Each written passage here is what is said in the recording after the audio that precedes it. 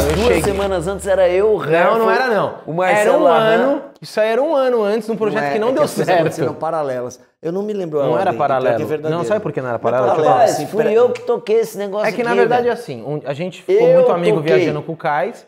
Você falou, pô, demorou pro Barro sair, muito melhor com você e tal. E aí, mas é sério, o Larran falou, vamos fazer alguma coisa, uma peça? Não, a gente não tinha. E aí falou, vamos fazer um... Aí eu já tinha uma ideia com o Yuri. E aí você falou, olha lá. Olha aí. E aí? E aí, gente? Tudo bom? Tudo bem? Tudo bem, tudo bem. E aí, meu querido? Tudo bom? Bem-vindo. Bem-vindo. Seja bem-vindo, Zé. Obrigado. Por favor. Seu lugar aí, sua aguinha. Opa! Fiz o... Você fez uma... Mas foi curtinho. Foi... Quando eu sento, eu faço... Um dia eu fiz um remix. Eu também. Só dos dele, com vários convidados. Ele Ele me sacaneou e fez uma edição, todas as minhas descidas, eu acho... ele fez tipo uns 10. Tipo quando era com claquete, quando eu fazia várias claquetes. Nossa Exato. senhora, eu fiquei constrangido, nunca mais fiz. Desde lá no começo, foi envelhecendo, você tinha 14 anos. Pessoal, estamos começando mais um Embrulha Sem Roteiro, diretamente dos estúdios da Clap.me. É isso aí, gente. Pra gente passar as nossas redes pra vocês. YouTube, Embrulha Sem Roteiro, Facebook, Embrulha Sem Roteiro, TikTok, o mesmo nome, no Instagram, embrulha.semroteiro. Nós estamos também no Spotify. Sim, e tem uns cortes do Embrulha Sem Roteiro também, que estão em todas essas redes sociais. E tem também o nosso canal, que é o Embrulha Pra Viagem, o canal de sketch. Vale a pena dar uma conferida, compartilha, comenta, que é muito legal o engajamento. Vamos crescer aí junto com a nossa dívida. E hoje, começando mais um episódio, a gente está aqui com ele, que é um dos principais nomes hoje em dia do audiovisual brasileiro. Ele tem um currículo vasto, assim, tanto com séries, longa-metragens, e ele tem um começo de carreira muito curioso da geração dele, que eu particularmente sou fã, que eram os famosos clipes musicais dos anos 90, 2000, que a gente vai conversar aqui, porque quando eu fiquei sabendo disso, falei, caramba, eu assisti esse clipe, e eu sou daquela geração que a gente assistiu o clipe 5 vezes ao dia, né? Você sabe de cor os movimentos. Quando eu comecei a estudar teatro e tal, lembro que conheci o Carlos Careca, um cantor e compositor, e eu peguei pra ele e falei, você fez um clipe do Charlie Brown. Ele, nossa, mas eu apareço muito rápido, mas é que eu vi muitas vezes. Mas apresenta ele. Seja muito bem-vindo, José Eduardo Belmonte. Aê. Pô, uma alegria estar aqui, estou bem feliz. Eu gosto muito, assisto. Que legal. E aí, quando veio o convite, eu fiquei bem feliz. Acho muito bacana. Tem vários amigos que vieram aqui, deram entrevistas muito legais. Eu tô feliz. Fiquei um pouco preocupado com as coisas de falar da década passada. Dá uma tremedeira, né? A internet fala, meu Deus! Ô, Jesus! Vamos lá. Mas é que é muito curioso, né? Porque a sua geração, eu pego uns clipes de bandas, assim, dos anos 90, 2000... Aí eu olho e falo, cara, hoje em dia esse cara que dirigiu esse clipe tá dirigindo uma série de séries, longa-metragens. Foi uma escola muito boa pra vocês, né? Foi, não, eu lembro que o pessoal da conspiração todo começou fazendo esses clipes, né? Na verdade, eles dominavam tudo, né? Mas pra gente foi também, pra faculdade. Eu tava na faculdade quando eu comecei a fazer clipe. Foi uma obra do acaso, assim, porque...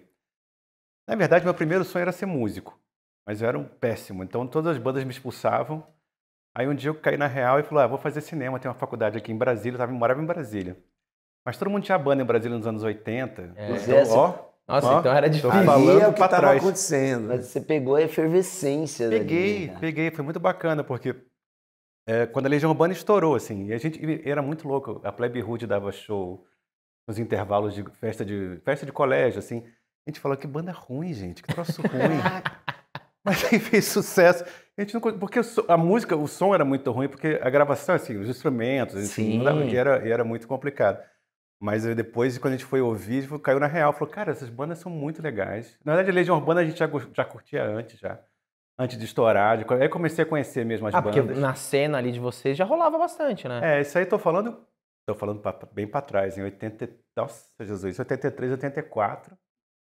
E aí tinha umas bandas de escola de escândalo, essas coisas assim. Essas bandas todas estouraram. Eu era mais novo, eu tinha uns 13, 14 anos nessa época, uns 15, por aí. E aí eu falei, cara, vamos ter uma banda também, porque tá tudo... Assim, primeira grande manifestação de Brasília que fez sucesso nacional. Então era muito louco você ouvir, assim, como de Parece Caboclo, falar do Parque da Cidade, da Ceilândia, da Guatinga, você falou, pô, isso tá nacional, porque até então Brasília não era conhecido por isso, né? Uhum. E aí todo mundo tinha banda. Eu lembro que eu andava por Brasília, era sem exagero. Você ouvia uma banda ensaiando a cada 50 metros.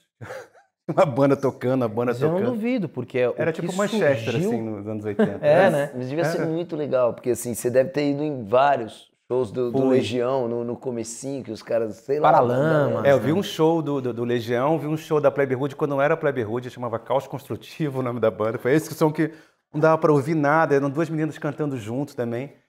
E o som do festival estava muito ruim também, então foi isso. Mas e Escola de Escândalo, o Bina Choque também, essa banda que fez um sucesso numa época também, depois não foi. Mas aí todo mundo quis ter banda em Brasília. E eu juro que eu tentei com esforço, assim, eu fiz. Tentei várias Você era bandas. vocalista, era guitarrista? Eu fui tudo, É. menos baterista. Mas eu fui guitarrista, tentei ser vocalista, não, ai que vergonha. Aí, como eu era um mau guitarrista, me botaram no baixo. Quer dizer, nem todo baixista é mau guitarrista, mas no caso era uma coisa, era um procedimento das bandas na época. E aí fiquei no baixo. O baixo é o fiquei goleiro, no baixo né? umas 3 bandas. Aí teve um dia que eu falei, cara, vamos cair na real. Eu adoro música, queria muito, eu amo isso aqui. Eu amo mesmo música, sempre amei, assim. Mas não é pra mim. Eu descobri o cinema numa mostra que estava tendo Cinema Fantástico em Brasília, nos anos também 80, no final dos anos 80. E vi que a UNB tinha uma faculdade de cinema. Eu falei, cara, tinha 4 na época no Brasil. Ah, Eram é? 4, era a FAAP, a USP, a UF e a UNB. Eu falei, gente, tem uma faculdade de cinema aqui e eu vou fazer.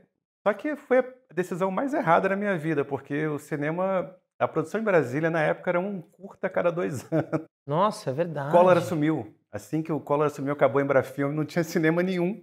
E era película, né? Ou seja, você não, só comprava em São Paulo também, em Rio de Janeiro. Então, e, sei lá, era tipo uma coisa muito Era tipo paleozoica. É muito paleozoica. Era tipo abrir uma videolocadora hoje em dia, né? Era tipo abrir uma videolocadora hoje em Era dia. um mercado que... Exato.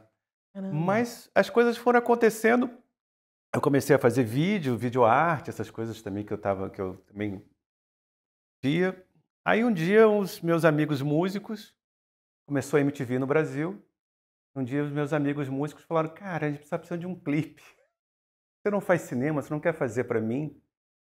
E o primeiro clipe que eu fiz foi de uma banda, uma guitar band chamada Low Dream, que eu acho que ninguém conhece, mas é uma banda muito guitar band, eles cantavam em inglês, essas coisas que Sim. tinham muito nos anos 90, esse comecinho dos anos 90, que foi a segunda fase do Rock Brasília, né? E aí foi para o lado B. Você lembra desse programa? Que passava Lembro. o Fábio Massari. É muito legal. E eles, assim, vamos exibir, porque o lado B passava meia-noite no domingo. Aí aí um jornalista, que eu até devo a ele muito, não conheço pessoalmente, o Marcel Plassi, viu o clipe, fez uma matéria de capa no Estadão, falando assim, cara, o melhor clipe até agora brasileiro é de um estudante da Universidade de Brasília. Nem dizer meu nome, mas bastou isso. Caraca, Para todas as bandas começarem a me procurar.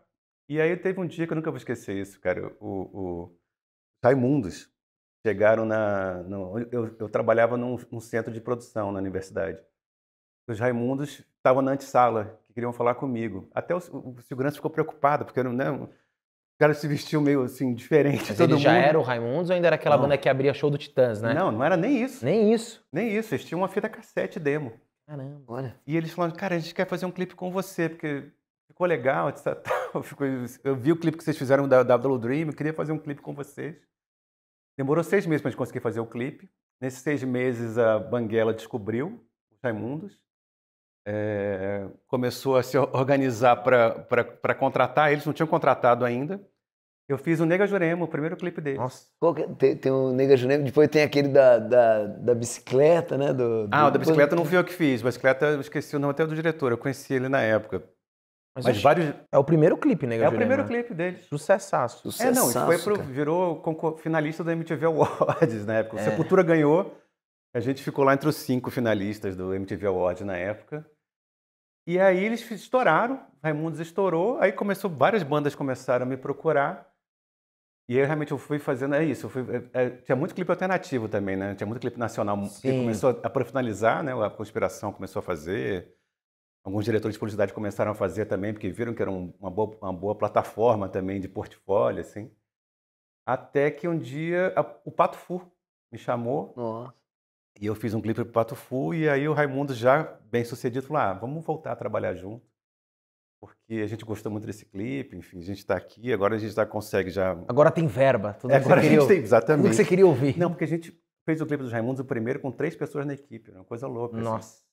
E filmou um final de semana, assim. Olha equipamento... aí, quer trabalhar no embrulho? Não, mas pronto pra trabalhar com a gente. Mas era isso, Só assim. que um final de semana é muito luxo, tem que ser em 6 horas. Não, era assim, o equipamento está disponível esse final de semana, exatamente, 6 horas.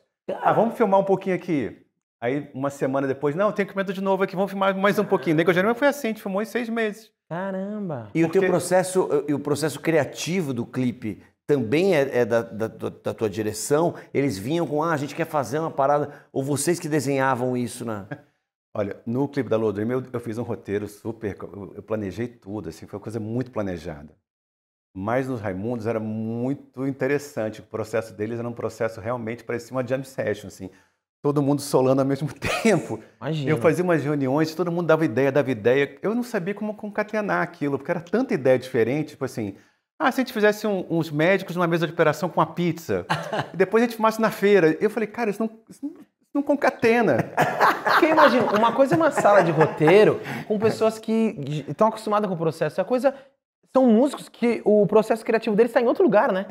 E aí você falando, cara, isso aqui não vai dar, isso aqui vai. Não, e aí eu falei, cara, mas a banda é isso mesmo também. E de repente é isso, era uma sequência de sketches, assim. De repente eles vestidos de cangaceiro, depois eles na feira cantando, depois eles num show cantando, depois eles no show, numa bodega que tinha lá em Brasília, vamos tocando também. Depois teve uma vez que eu nunca vou esquecer, que tinha um cara passando com a carroça. Eles gritaram, a gente pode tocar na carroça, de você empresta a carroça. E a gente filmou porque eles tiveram essa ideia na hora. Então foi um processo que eu meio que permiti que eles... Sei. E eu falei, cara, vamos ver que que vai junto na montar ilha. isso aqui? Eu falei, vou botar tudo. Acho que a banda é isso mesmo, é uma sequência de sketches, várias historinhas coladas, é quase um... Quando você fica zapeando em canal, né? Esse termo nem usa mais, mas quando você fica zapeando, eu falei, vai ser isso. E deu certo. Quando eu exibi, falei, tinha a ver com a banda. Eu acho que eu tentei preservar exatamente isso. Quando eu comecei a dirigir clipe, eu tentei entender o que a banda queria e não preocupar muito com o que eu queria. Assim, o que era a banda e preservar um pouco a minha ideia da banda. Porque eu vinha de uma escola de documentarista também, né? Então esse espírito eu mantinha. Tipo assim, o que são vocês? Assim? Legal. Então, o que vocês pensam da música? O que vocês acham? E eu ia tentando fazer um processo de troca mesmo, né? Mas esse foi a coisa mais fora da curva que eu posso imaginar, porque foi tanta ideia que, assim, eu era estudante ainda. Eu falei, cara, isso quebra todas as regras de roteiro, de montagem, de lógica. Mas eu vou fazer, porque acho que isso que era a banda. E deu certo, assim. Acho que tanto deu certo que ele falou assim, essa coisa caótica, acho que você entende, Belmonte. Vamos voltar a trabalhar, porque a gente quer essa coisa um pouco... E tem uma coisa que a ver com também, que por ter 3 pessoas, era muito crua a qualidade da imagem, né? Também o equipamento que a gente tinha, etc, tal, mas tinha a ver com o som da banda também, que era aquele som Era pesado. porradão, meio cru, assim. E puxado com baião, né? E aí Foi no puteiro em João Pessoa, descobri que a vida é boa. Foi minha primeira vez, né? Não, e aí eu fiz os 3 clipes, fiz 3 clipes com eles depois. Que foi Nariz de 12, que é uma loucura. Fiz Mulher de Fases.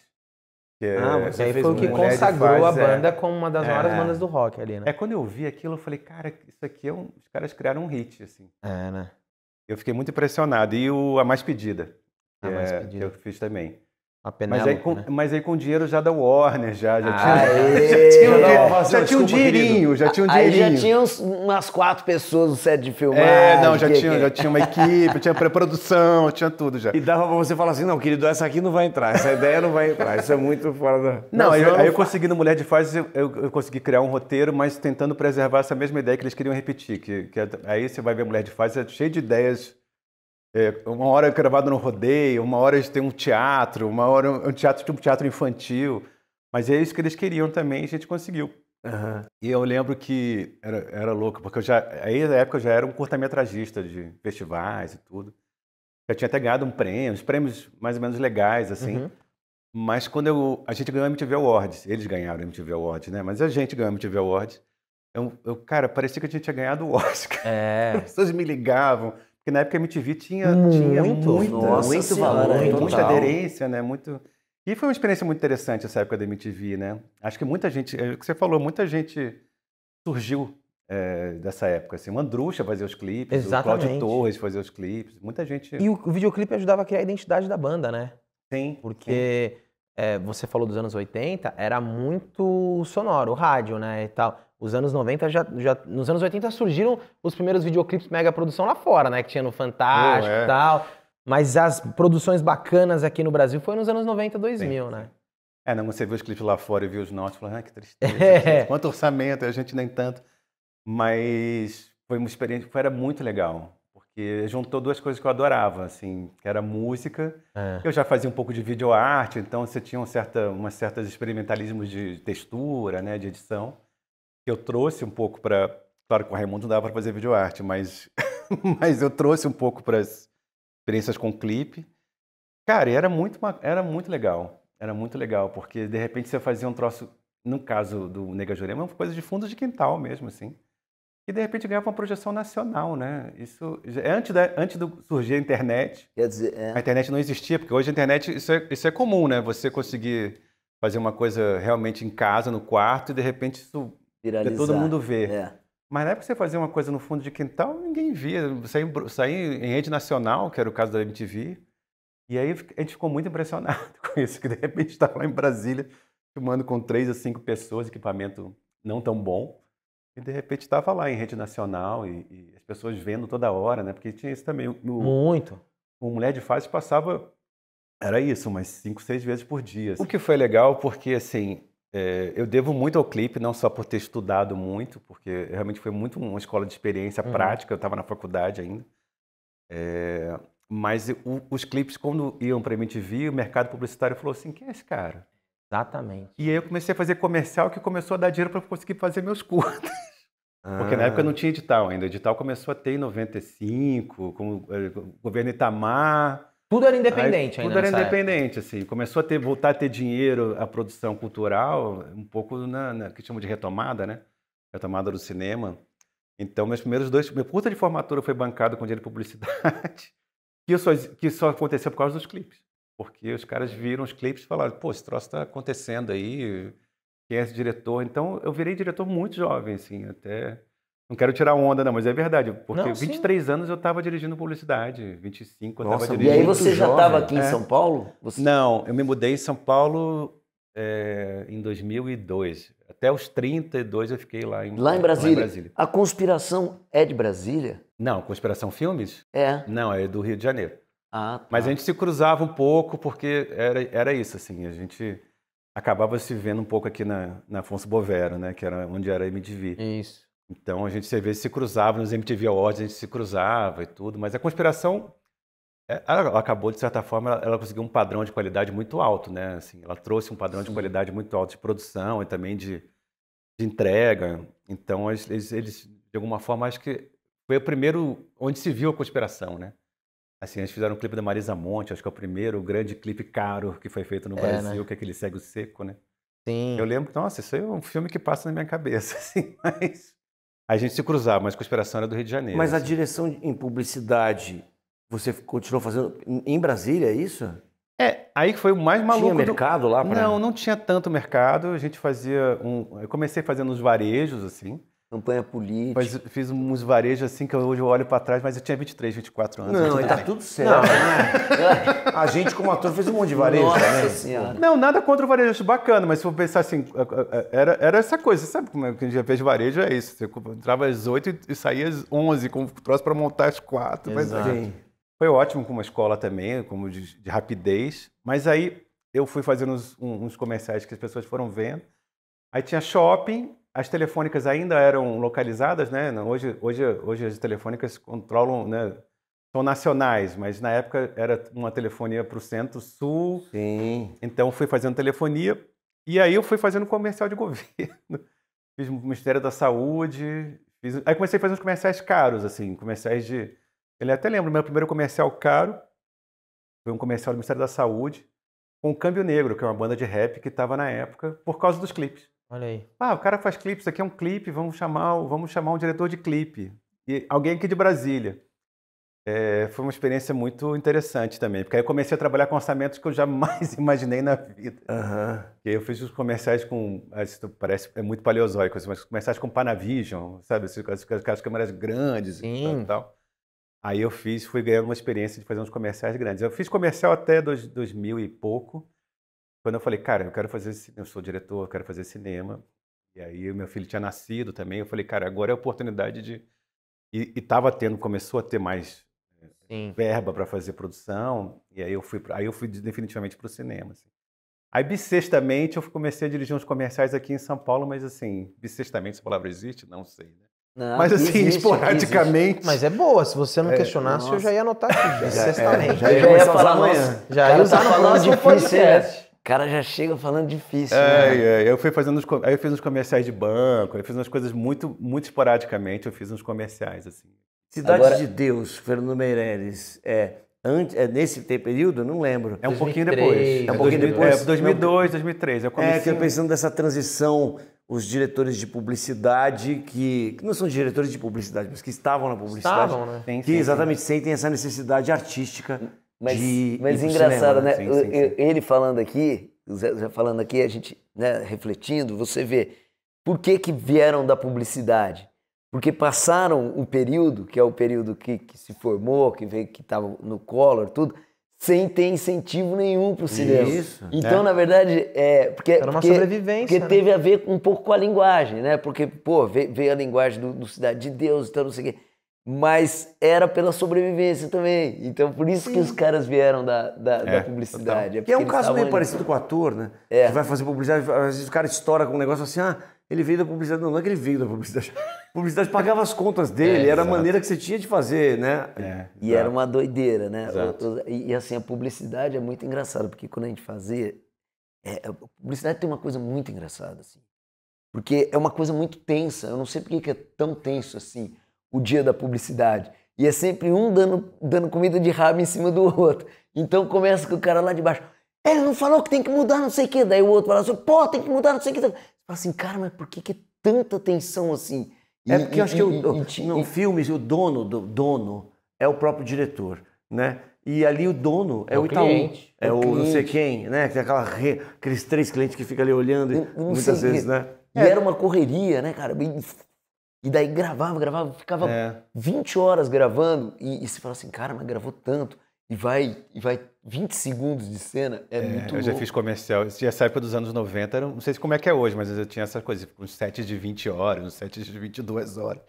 Eu falei, gente, como é que eu aguentava? Às vezes eu já ia direto pra ilha, né? Você já filmava e ia direto pra ilha. E queriam soltar amanhã. Mas acho que é isso, que tem uma coisa meio corporativa mesmo, assim. Eu lembro que o primeiro comercial grande que eu fiz foi uma experiência muito rica até para cineasta lidar com a crítica. Porque assim, eu tinha meu vídeo assiste, aí tinha um cliente atrás de mim. Caraca, aí tinha tinha uma agência atrás de mim. Isso. Atrás da agência tinha um cliente atrás de mim.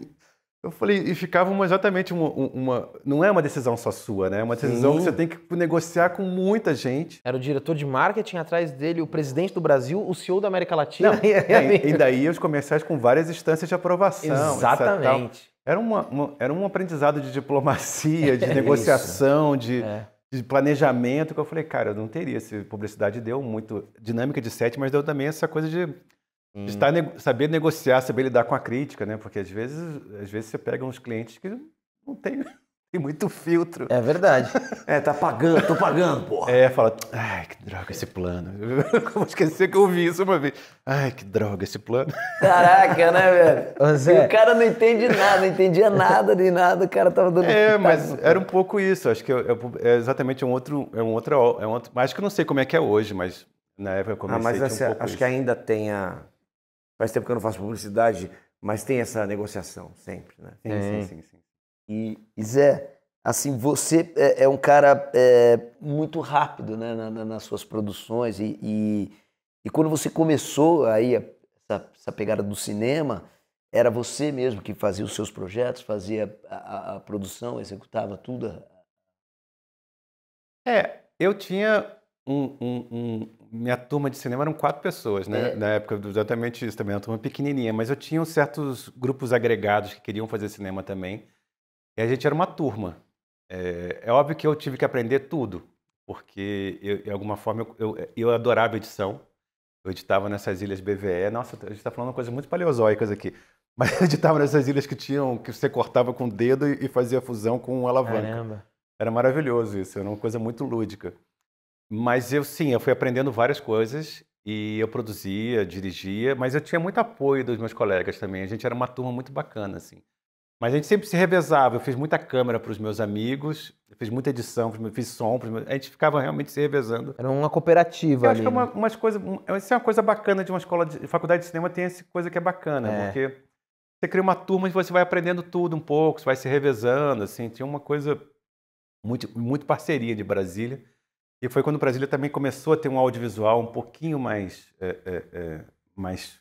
com dinheiro, começou a ter as produções de Brasília também.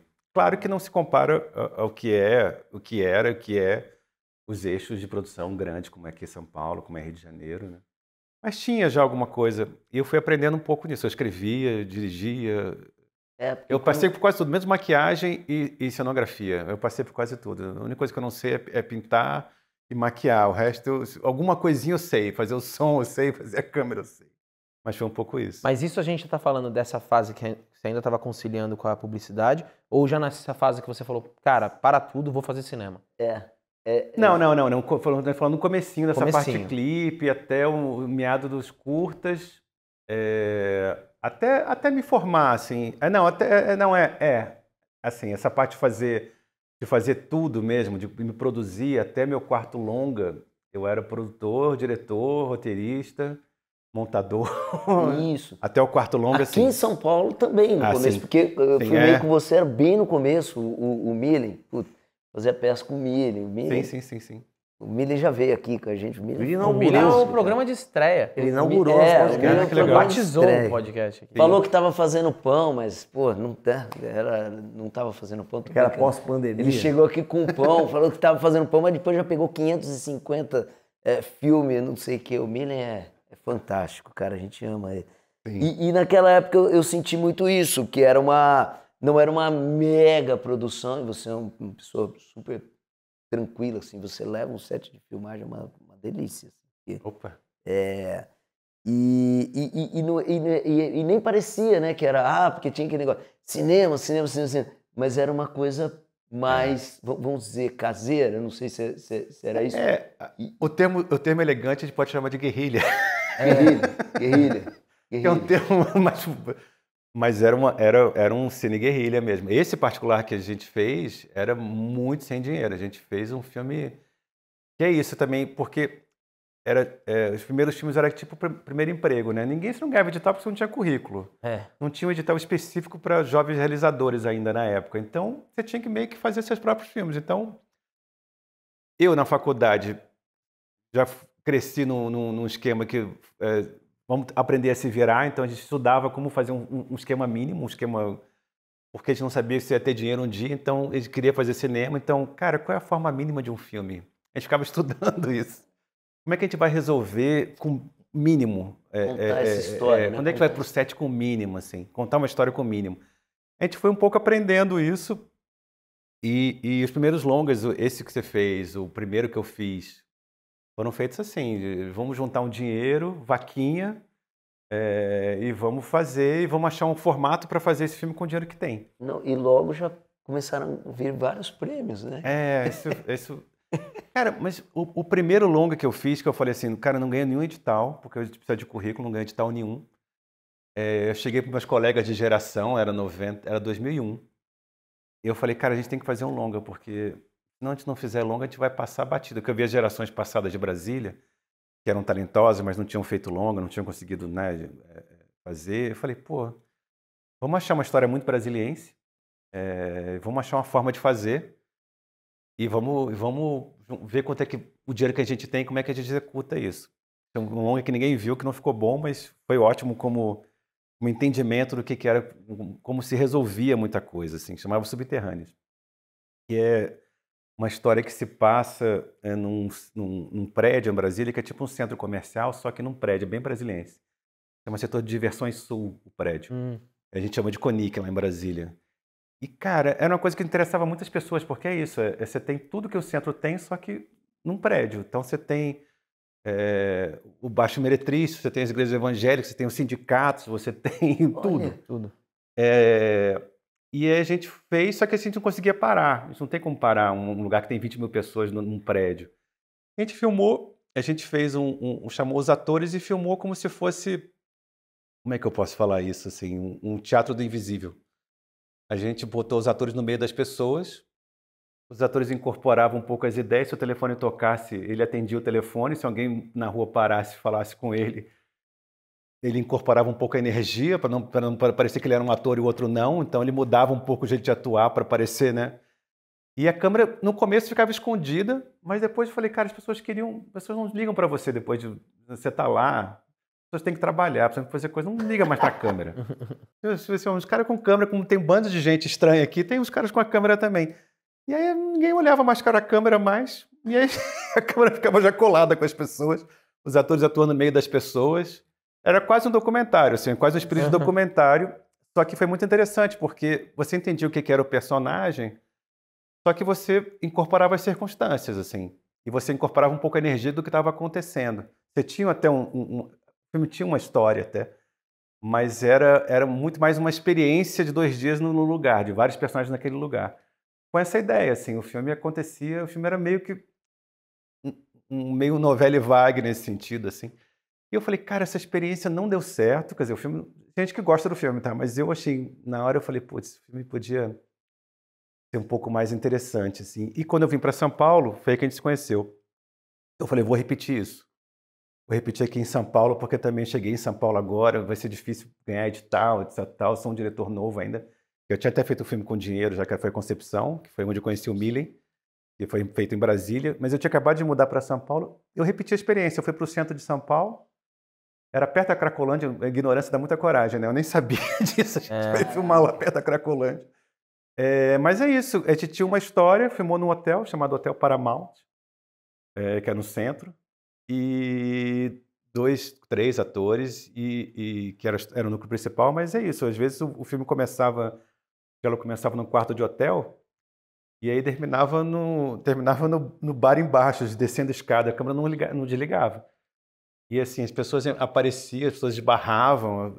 Claro, tinha sempre um produtor com autorização de imagem atrás, assim. Via, não, você pode autorizar aqui a imagem agora, etc. Quando não tinha, a gente não podia usar a imagem, então tentava tapar o rosto. Mas a gente fez isso, fez um filme de guerrilha. A gente não tinha muito dinheiro, mas era uma história que era exatamente isso. Era filmado no meio da realidade, incorporando um pouco que a coisa ia acontecendo. Um pouco confuso isso, não? Não, mas a gente é muito claro pra gente isso. Porque a gente, enfim, a gente também a gente teve esse processo, a gente vive desse processo no nosso canal. Inclusive a cena era isso, né? Eu vou mandar e desce até aqui. A câmera ia filmando. E tinha muito improviso, assim. Sim. Mas também eu ia tirando os excessos, assim. Eu falei, não, esse improviso não... Eu então ia repetindo o que era bom do improviso, encenando melhor. Você foi criando um método seu de processo, né? Foi um pouco o processo que é você entender o que é o essencial, mas você incorporar, assim, não brigar com as circunstâncias, assim, mas você ter a essência do que você quer dizer, a essência do personagem, a essência da história, e aí você vai jogando um pouco com as circunstâncias. Esse é o método que eu fui desenvolvendo. Ele, claro, vai ganhando várias ramificações no decorrer da vida, assim. Mas foi um processo muito interessante, porque é muito vivo, né? Se você vê O Mundo em Perigo, que é o filme que eu fiz aqui, as atuações são muito vivas, assim, porque tem uma certa urgência e você está na rua, né? Sim. Você tem que estar com aquela energia das pessoas ao redor. Você tem que fazer uma atuação que realmente seja muito crível, né? Muito incorporada àquela realidade, assim. E é muito dinâmico também, como na vida, porque na vida você sabe que tem que dirigir daqui até Oscar Freire, por exemplo. Mas você não sabe se vai ter um cara vai te cortar, né? Você tem um projeto. Sim. se o cara vai te cortar, se de repente alguém bate em você, se vai chover. Você sabe o seu caminho. Mas aí você vai entendendo como é que o fluxo vai criando uma dinâmica. Esse caminho. O fluxo vai criando uma dinâmica, né? Isso é muito vivo, né, na atuação, porque acho que isso é o bacana. Você não fica numa frequência só, você vai incorporando um pouco essa dinâmica, assim. Isso foi um aprendizado de método de direção de atores, inclusive, que eu fui usando. Falei, cara, isso é bom, porque a atuação isso. Dá uma prontidão que não existe. Se eu sei que eu vou chegar até ali, vou encontrar a Ritinha e bater o texto, é uma coisa. Mas eu não sei se eu vou ser assaltado ou se vai passar alguém na minha frente daqui até lá. É uma outra estado de, né, E de tem uma atuação. questão com o texto também, né? Você segue o texto à risca, não, né? Você joga ali e... Eu fico brincando que é tipo jazz, assim, né? Eu tentei ser músico de jazz também. Não consegui, esse foi a minha pior experiência. Eu já tive aula até com o Nelson Faria, que é um guitarrista famoso de jazz, aqui tem um canal de jazz, assim, é um bom guitarrista de jazz.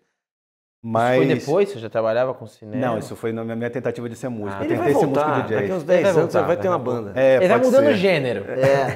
Mas o jazz tem um pouco isso, né? Você entende o tema e chega uma hora que cada um sola, cada um faz seu improviso. Só que o improviso tem uma determinação de notas que você pode usar. Você pode combinar as notas à vontade, mas tem uma combinação. Se você dá uma nota que não está na escala, ela soa dissonante.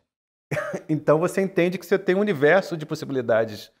Então, sim, eu preservo o texto, preservo a ideia do texto, mas nem sempre ele às vezes precisa ser muito rígido, né? Isso depende de cada filme e de cada texto também. Mas, claro, que se fosse fazer Hamlet, eu acho que eu não faria. Não tem jeito. Mas fala aí, ser ou não ser, devo ou não devo. Vamos ver o que você achar melhor. Se for um urbano, uma versão urbana. Mas aí eu tento preservar um pouco a ideia do texto, mas eu acho que é importante manter as coisas flexíveis, assim, importante ser flexível. Eu acho que isso é interessante para a atuação, para o projeto. Acho que fica muito rico, assim. Concordo. E é isso, porque isso que eu achei bacana, que eu comecei a incorporar quando eu fui fazer filmes, outros tipos de filmes, até filmes de gênero, que tem muita precisão, né, que você faz ação. Falei, cara, se você sentir vontade de tossir, às vezes você sente vontade de tossir, você... Dá aquela segurada. Tosse, porque a vida é isso. Aí o ator vai responder, sentir vontade de coçar o olho, coça o olho. Aí, tem problema de continuidade, eu sou montador, tem problema de continuidade a gente vai ajeitando, a gente ajeita essa continuidade, assim. Mas eu acho que é importante você... porque aí o ator vai também sentir outra coisa, se tossiu, ele vai responder. Então eu comecei a fazer isso, cachorro latia. Poxa. Ó, cachorro latia. Nossa, o cachorro aqui faz esse barulho. Gente, eu achei que ia materializar uma pessoa aqui, sabe?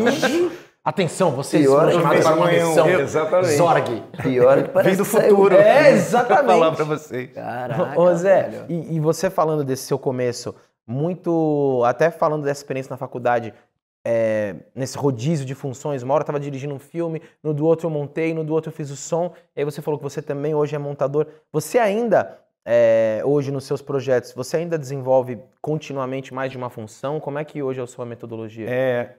Montagem com certeza, porque assim, como eu filmo desse jeito, às vezes nem tem um montador entende o processo. Esse. Né? O cara pega aquele material e fala, que troço é esse, cara? O cara vai mudando, o plano geral é uma coisa, o close é outra. Mas é porque eu também uso isso, né? O master é para aquecer, o master não é para fazer e depois ficar repetindo. O master é um aquecimento. O primeiro plano que você faz tudo, né? Eu tenho essa lógica. Montagem eu faço muito, eu uso pseudônimo, vários pseudônimos. Essa piada é boa, porque Meu Mundo em Perigo, eu mostrei o filme para umas pessoas que estavam, né, financiando o filme, com meu nome na montagem. Aí o cara falou, não, tem que trazer, o diretor não pode montar, isso é um estigma, né? O diretor não pode montar, tem que trazer um montador, etc. Tal. Eu falei, cara... Aí eu reexibi o filme, eu só mudei meu nome. Caraca! Montador. Você não mudou nem os cortes? Não, mudei só o pseudônimo, botei o meu pseudônimo, aí o cara reviu e falou, agora sim. Agora funcionou, trouxe o montador. E eu espero que essa pessoa não esteja assistindo, que ela vai querer te matar. Não, ela já soube disso depois. Os 2 filmes depois, ela já soube desse fato. E você tem que colocar um nome estrangeiro ainda, que daí o pessoal Eu botei ama. exatamente. Não, quando é montador e é americano, não tem aí é jeito. outra história. Era o nome alemão. Não falei pra você, Zé. Não falei, era o nome que eu fiz um anagrama que eu adorava. Eu adoro o Carlão Reichenbach, o saudoso Reichenbach. E eu fiz um anagrama com o nome do Reichenbach, a Ribencher. Eu fiz um anagrama com o nome dele.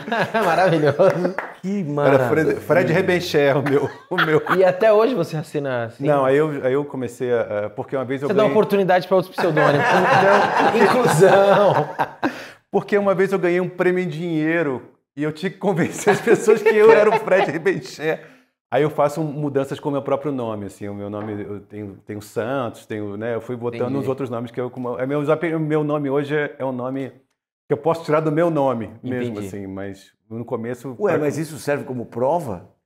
É que eu posso dizer que o J. Santos sou eu, por exemplo. Ah, entendi. Mas o J... Pode ter um nome artístico para uma... Exato, é o nome Tá. artístico. Roteiro sabe você isso. participa também. Roteiro também, eu também assinava no pseudônimo, aí já era um pouco de vergonha, assim, no roteiro, etc. Mas os primeiros longas eu assinava como roteirista, mas eu assinava, eu era bem maluco no começo da minha carreira. Eu assinava com uma dupla, cara, eu só. Concepção, era uma piada da Concepção, porque Concepção tem uma coisa das pessoas, é um grupo, uma república, que cria a ideia que você é uma pessoa nova a cada dia. Então, hoje eu quero ser pedreiro. Então inventava um nome, fazia um RG falso esse é o Concepção, meu segundo longa, que é onde eu conheci o Millen. E aí, como brincadeira, eu fiz 2 nomes como roteirista. Eu botei 2 pseudônimos, só que era eu. Mas aí eu achei a piada boa e eu acabei repetindo, se nada mais der certo, assim. Mas eu ultimamente, eu não tenho acompanhado tanto o roteiro, assim. Eu acompanho o roteiro, mas não tenho escrito tanto o roteiro, assim. Tá, você supervisiona, olha. Não, participo muito. E eu faço uma coisa que... Isso é o aprendizado do primeiro longa, que eu trabalho com produtores. Quando os produtores são muito permeáveis, isso é bom, né, ao processo. E os roteiristas também. E, cara, o filme tem que acontecer também na sala de ensaio, né? Então, assim, eu geralmente pego o roteiro, ensaio, improviso muito, improviso, inclusive, o que é antes do filme, e mostro para o roteirista. Falei, cara, olha as coisas que surgiram geniais aqui na sala de ensaio. Vamos incorporar aqui, tudo bem, é ensaio ainda, né? Muita coisa, né? Tem excessos, mas acho que aqui você pode ter... Então, no último filme que eu fiz, O Pastor Guerrilheiro, as melhores cenas são cenas que os atores pegaram, improvisaram, criaram coisas, colocaram coisas novas. Eu mandei um select do ensaio, porque nem sempre eu gravo ensaio, mas nesse caso eu precisava gravar, assim, e mandei para a roteirista e falei, olha só que interessante. Olha só que coisa. E ela reescrevia a cena baseado na sala de ensaio. Uma grande criação colaborativa, né? Sim, Se a pessoa não tiver o ego, né, por exemplo, né, tiver esse exercício, porque, na verdade, a própria improvisação veio do roteiro, né? Não é que não veio do roteiro, veio do roteiro, acrescentou Foi alguma coisa mais, né? que vai voltar pro roteiro. É muito legal Não, isso. é porque na sala de ensaio você vai desdobrando tanto o projeto, né? Vai descobrindo tanta coisa, cara, que às vezes tem coisas tão interessantes que surgem que não dá para ficar só com uma experiência lúdica para você criar uma vida interior para o personagem. São coisas que são muito concretas de dramaturgia que você fala, cara, eu jamais pensei o personagem por esse viés. Então a gente precisa, de repente, trazer um pouco para tornar tudo mais... A palavra hoje está banalizada, mas eu vou usar. Mais orgânico, né? Para ficar tudo mais orgânico, assim. Então, em vários filmes que eu fiz, nos últimos principalmente, eu peguei produtores muito permeáveis e roteiristas também muito permeáveis. Tem Nas Verdades, que é o penúltimo filme que eu fiz, que eu filmei lá na Bahia, tem uma cena inteira que é a sala de ensaio. Uma cena inteira, não existia no roteiro. Aí a Drica Moraes falou, mas essa conclusão não é boa para personagem. Não acho... A gente tem que mudar um pouco essa conclusão da personagem. E aí, ok, vamos improvisar o que a gente pode ser. A gente começou a improvisar, fazer exercício, improvisar, fazer exercício, improvisar. Aí achou umas coisas incríveis. Eu falei, cara, olha isso que é incrível. Vamos isso que surgiu na sala de ensaio, vamos fazer, porque isso aqui é muito bom. como solução mesmo, assim. Então, acho que é isso. Eu tenho uma teoria que o roteiro é a primeira forma de um filme, não pode ser a última. O roteiro é uma metáfora um pouco cafona que o Carrier fazia, que é o roteirista do Buñuel, que ele falava que o roteiro é tipo uma lagartixa. Ele vai passar por várias metamorfoses até ser o que ele ser o que realmente ele é, assim. E eu acho que isso é importante. Não é porque vocês são atores que eu estou falando isso, não, mas assim, eu descobri na faculdade, porque na faculdade não se dava aula de direção de atores, na minha faculdade. E eu via de montagem, então tinha uma fé muito grande na montagem. E a montagem é muito importante, realmente, para a direção de atores. Realmente, a montagem é onde se conclui muito o processo. E o montador é um grande amigo do elenco. É um grande amigo do elenco, assim. Escolhe os takes, né? Ele acerta os tempos, enfim, ele vai fazendo muita coisa. Mas eu tinha muita fé. Eu achava que a aflição, você combinando os planos, você criava as sensações que você criava na montagem. Meu primeiro curta foi um desastre também. Eu falei, cara, eu tenho que aprender isso. Eu tenho que aprender a trabalhar com elenco, assim. E eu fui descobrindo que é isso, assim, é o que não pode errar no filme. Você perdoa muita coisa, não perdoa uma fotografia ruim, né? Você perdoa. Mas se você vê o elenco não funcionando, você desconecta, né? É claro que a atuação no cinema, ela é somada com a montagem, é somada com a atmosfera que se cria, com a maquiagem. A maquiagem é muito importante na atuação para cinema.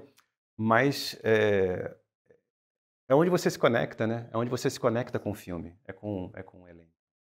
Então meu processo todo parte dessa ideia, assim, que o elenco é fundamental, assim. Que se tem que uma coisa que eu não quero ser demagogo não, porque estou com vocês, mas é sério. No alemão, por exemplo, eu fiz uma coisa que a equipe na época até achou estranho, assim, mas eu falei, cara, a gente espera todo mundo trocar a lâmpada, espera fazer foco. Tem que esperar um pouco aqui também, quando as coisas não dão certo também. Eu lembro que era uma cena que eram 6, era uma cena super agitada, e alemão era isso, era uma coisa, era energeticamente muito desgastante também, que os atores estavam sempre... Não funcionava. No 6º take eu falei, vamos parar e vamos conversar. Sai todo mundo do set. Cara, só fica os atores. Esperam lá, só fica aqui o elenco, vamos conversar e vamos acertar aqui. Foi uma cena, voltou, rodamos de primeira, acertou de primeira. Porque fomos conversando, fomos entendendo onde estava errando, fomos entendendo o que era a cena. Mas eu acho que isso é muito importante mesmo. Não estou querendo ser demagogo porque vocês estão aqui, não. Mas eu acho que isso é muito importante.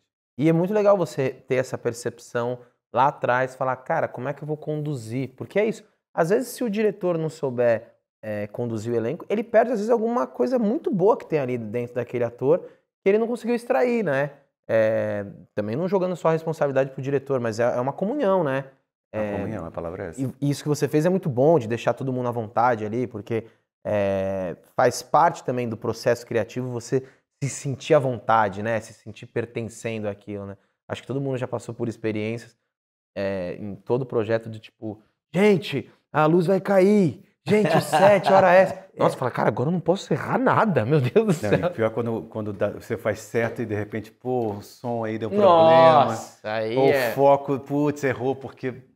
E a gente falou uma coisa aqui numa outra entrevista que era sobre a outra ótica, mas que tinha a ver com deixar o ator confortável também, que é o que a gente falou assim, às vezes num teste, seja para um filme ou para qualquer coisa, se no próprio teste a pessoa não tiver à vontade, às vezes o melhor ator para aquele papel não é o aprovado, mas o aprovado foi o cara que teve mais calma naquele momento.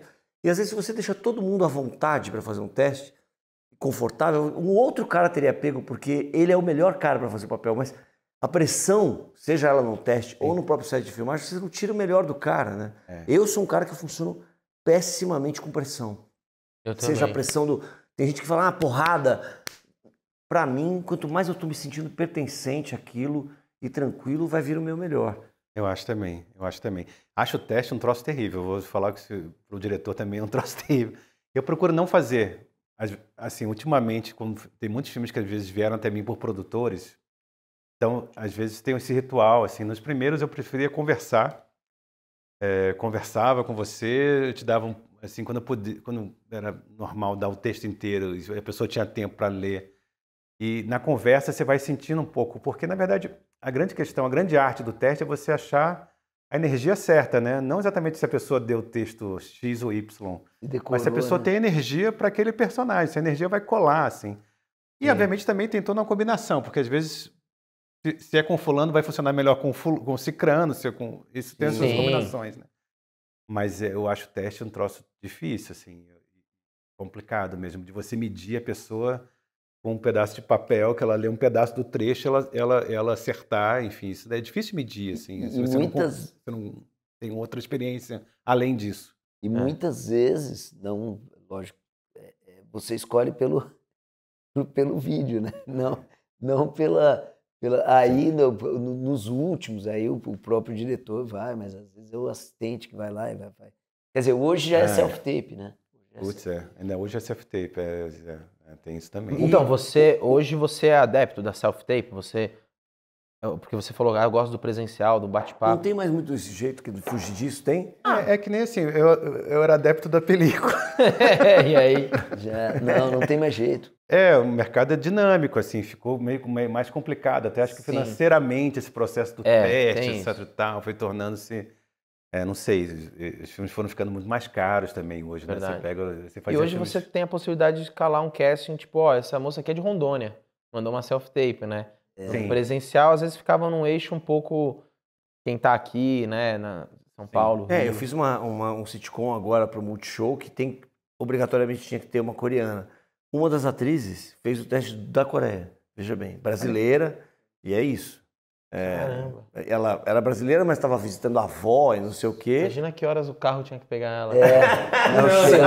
Chegava. Nossa, eu que cedinho não lá na queria estar no Coreia. mesmo carro que ela. Fala, "Putz, eu tô no carro da Junta. Teu horário é setembro. A volta, né? O teu horário é setembro, né? O horário é 3 vezes antes. Mas o self-test tem uma coisa que é assim, o problema é que quando a gente está fazendo, é a nossa visão daquilo ali, e você não tem a direção. Isso eu acho desesperador Então, também. você tem que conseguir surpreender o diretor, ou entregar para o diretor aquilo que ele estava querendo. Então, é aquilo que ele estava pensando, né? Então, Não tem a troca, né? Não tem a troca de um assistente ali vai falar, não, mas é um pouco menos, ou é um pouco mais, né? Porque Pra gente isso é no sofrido. presencial a gente consegue dar uma modulada, né? Às vezes tem tipo, cara, faz aí, traz o que você tem, e aí, ó, vamos aqui. Aí você vai ter. Mas o que o Barros falou é a sensação do tiro. E às vezes vem assim, o teste vem, Armando 36, entra no quarto. Eu falei, mas calma, Armando o quê? Taxista, Armando advogado, né? Você fica. E aí é o que o Barros falou. Cara, por esse diálogo eu vou criar algo. Mas às vezes, não sei. Talvez é o que vocês estão esperando. Tipo, vamos ver que leitura que ele tem disso. Mas pra gente gera uma agonia. Não, né, e às cara? vezes você não tem a réplica, cara. Não tem. Não tem. Você tem que fazer aquilo sozinho, porque os caras falam, manda Eu pra costumo amanhã. fazer tal. uma gravação. Beleza. Ou da minha voz, ou da voz de alguém. Olha. Sim. Não, tipo, se eu tenho um diálogo, eu deixo gravado e fico reagindo. É foda. Não, né? porque você tem aquele tempo, né, velho? Você já sabe que vai entrar outra fala. Você fala, mano. Eu tento olhar os testes não como pessoa, textos, as intenções do texto. Porque isso é realmente muito cruel, assim, né, quando vem o self-tape. A meu foco, assim, o que é energia essencial da personagem e se a pessoa tem essa energia. Isso que é a minha primeira conexão, assim.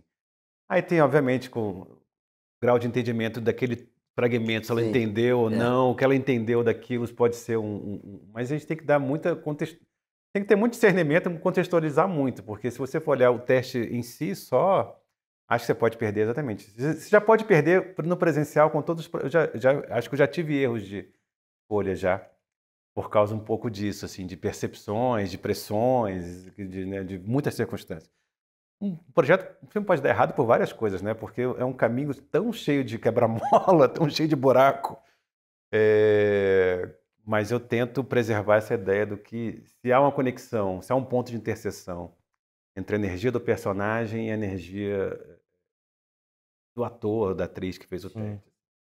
E às vezes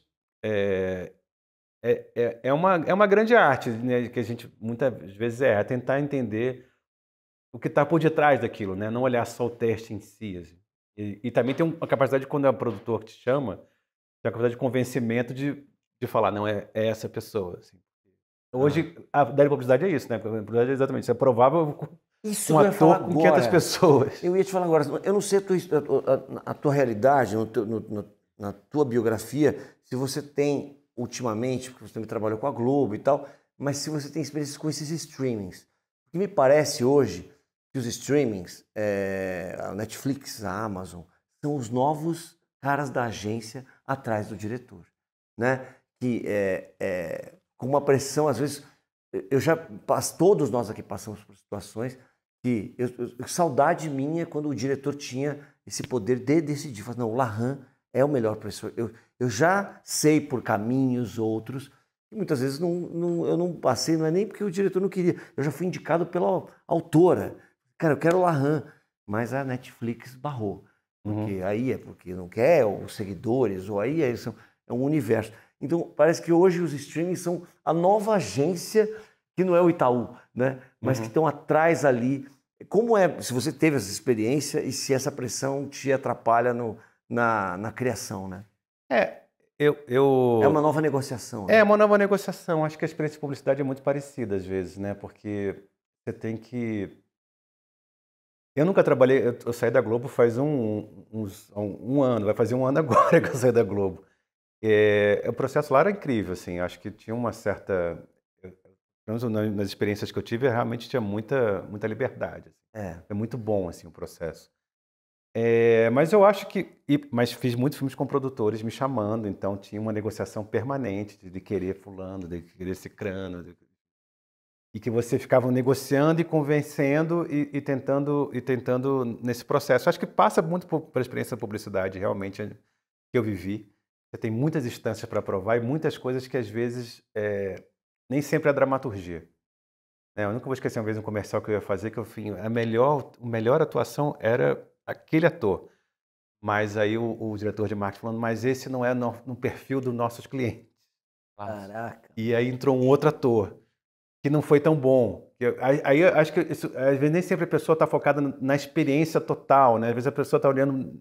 Às vezes nem sempre a pessoa olha o todo da obra, né? Às vezes olha uma questão que transforma uma questão específica no todo. E eu achei, cara, mas pode ser o seu perfil do seu cliente, mas não vai dar o texto tão bem, não vai criar tanta empatia, não vai criar tanta... As pessoas às vezes não olham isso, né? Não olham que é importante que a coisa fique boa.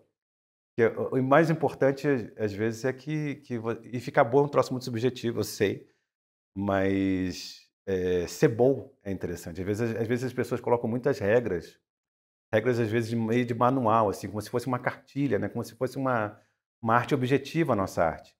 Ela não é uma arte objetiva, que se você fizer isso vai dar certo. Senão, eu ouço desde a faculdade, senão o cinema americano nunca errava, né, na vida, porque trabalha com um orçamento de 500 milhões, tem uma expertise de 50, 60 anos de domínio de mercado mundial e erra, porque esses processos têm que ser considerados, assim, mas eu acho que hoje também com o modelo do negócio, eu tenho visto isso também, eu estou há muito tempo no mercado, né? O modelo do negócio sempre passa por negociação, sempre passa por negociações com muitas coisas, mas eu acho que está se vivendo um pouco mais isso, até porque os orçamentos foram ficando muito caros também, né? Hoje você trabalha com orçamentos, quando era na publicidade, fazia comerciais de 1 milhão, 2 milhões, 3 milhões. Então você tem um monte de gente com medo que você não erre. Então você fica querendo usar uma cartilha, uma coisa... Não tem assim, eu nem sei como é que é o processo no todo, mas, por exemplo, eu fiz um trabalho para um filme para a Amazon, eu sei que ele passou por um processo também de pesquisa, em novela tem pesquisa e tal, mas eu não lembro qual era o termo que eles usavam, uma estrela azul, não é isso, mas as cenas que deram estrela azul, quantas estrelas teve? Então, assim, isso não vai cortar, você não vai cortar. Você fala assim, cara, a versão do diretor, já sei, eu não sei mais aonde está, porque assim, claro, é um produto, né, que está indo para um grande streaming e eles também não querem errar. Mas eu falo, cara, se perdeu esse lugar isso aqui vai ter e é inédito, ou isso aqui é transformador, porque você tem que também atender esse mercado. É claro que tem um cinema alternativo e tal, mas esse grande comércio, ele também criou um cliente exigente, né? Não, também. Eu acho que também o cinema ele é muito... A audiovisual é muito maluco porque cada caso, realmente, parece que eu tô tornando tudo muito na nuvem, assim. Mas cada caso é um caso, né? Porque eu, por exemplo, eu tive uma experiência, para mim, muito rica com o Guel Arraes, como produtor. Ele fez Carcereiras comigo e fez os 2 filmes com ele na Globo. Cara, e ele, às vezes, falava assim, não é fulano por causa disso, disso, disso. Eu falei, cara, ele tinha razão. Na hora eu ficava assim, não, mas calma, isso aqui... Assim, então, tem isso também, tudo passa um pouco da qualidade das pessoas também que estão envolvidas, né? Na experiência Sim, e das aí pessoas. você está falando com um artista também, né? O Guel... Né? Não com um engravatado da né? exato. Mas, exatamente, mas estava num cargo executivo na época, né? Ele era o executivo das séries na época, assim. E, cara, ele tinha umas ideias realmente que eu ficava assim, Jesus, está certíssimo. Porra. Mas era isso também, ele me dava a liberdade de falar, não, mas eu quero fulano. Mas, a não ser quando era um troço muito absurdo, que realmente... Alguma ideia muito absurda que eu pudesse ter, que eu não estou lembrando, mas geralmente era muito conversado, assim. Era muito interessante o processo lá. É um processo que eu achei muito rico para minha experiência. Eu jamais imaginei que ia ter na minha vida, mas foi muito rico, assim. Você ficou quanto tempo na Globo mesmo? Eu entrei para fazer uma série de terror. De terror? Foi uma série que eu fui o segundo diretor. E aí foi lá que eu conheci o Guel e o Guel me chamou. Entrei em 2017, eu entrei. Aí fiz Carcereiros, basicamente fiz Carcereiros, acho que eu fiquei 3, 4 anos fazendo Carcereiros. Era muito boa, sério. Foi uma Eu experiência... fiz um episódio lá no Carcereiros. Exato. Acho que foi com o Felipe, né? Barcins, que eu acho, não foi? Foi. E você chegou em algum momento lá na Globo namorar, dirigir uma novela?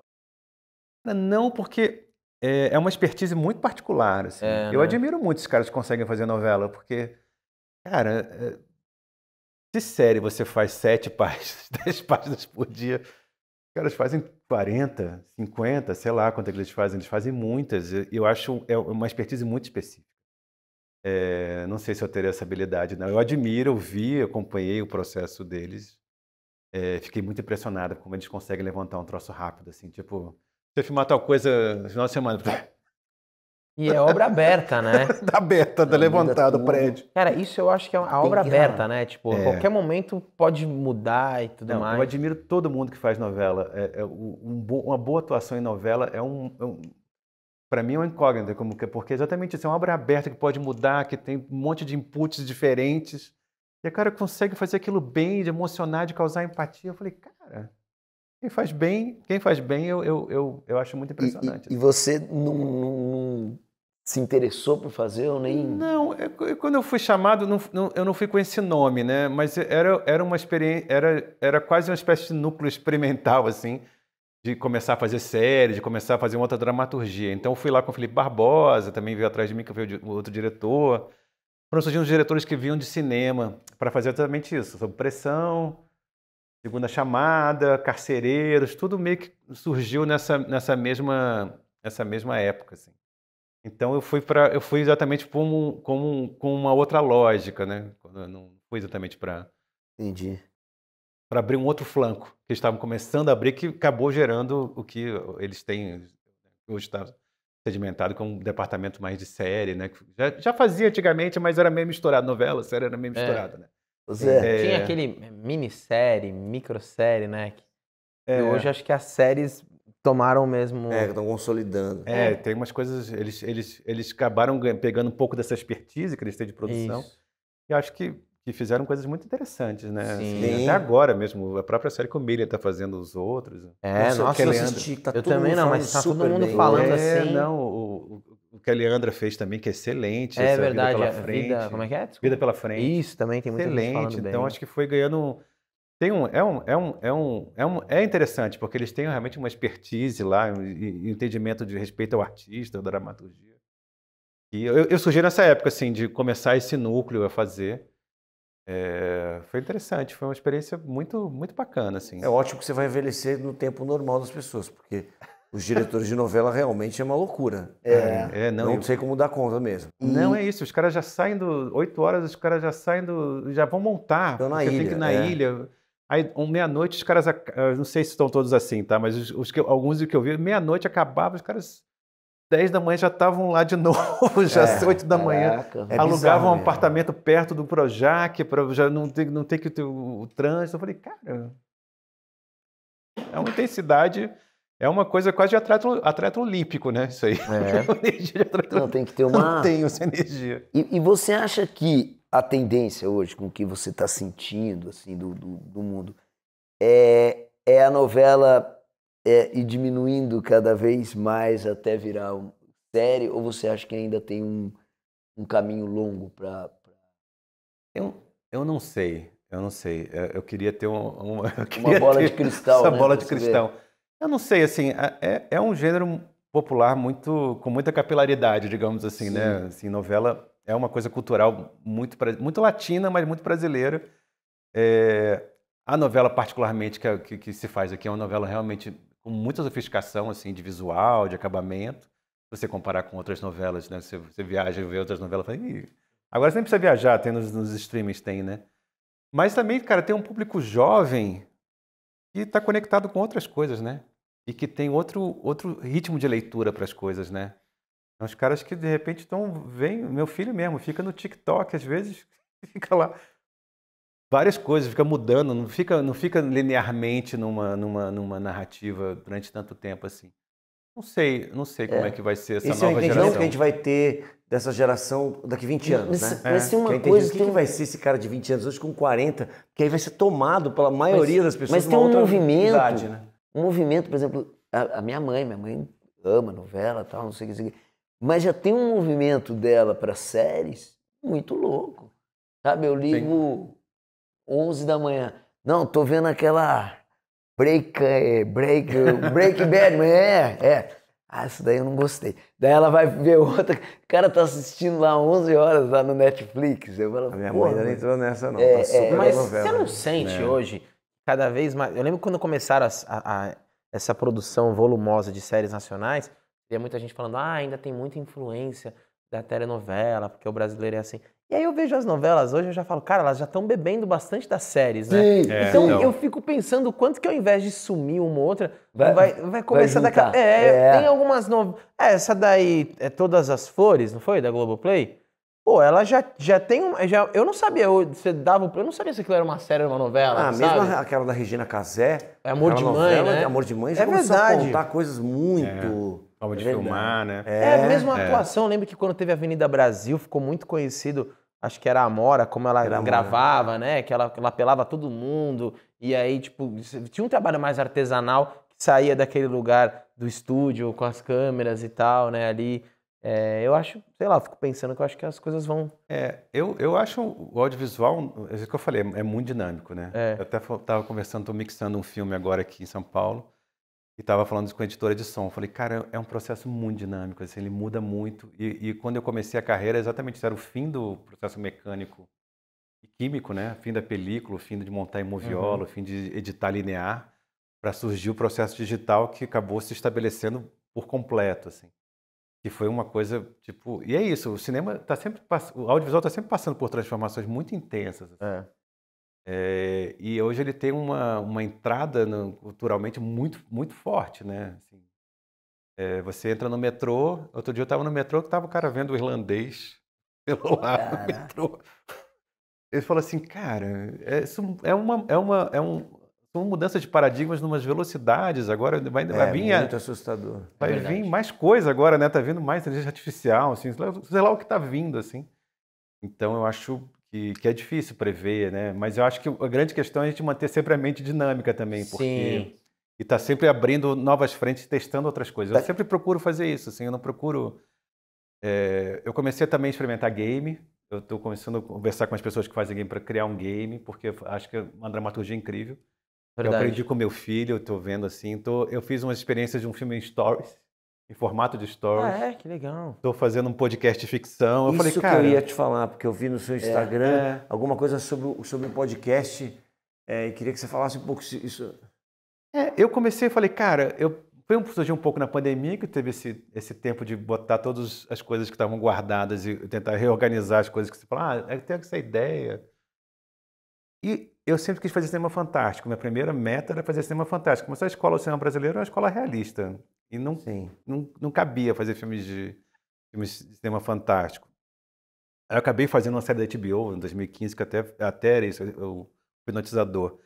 Mas eu falei, cara, eu quero retomar, porque fazer um podcast de histórias fantásticas é ótimo, porque eu posso ter foguete, posso ter Pode ter multidão, tudo, né? posso Total. explodir coisa à vontade, que não vai ter problema.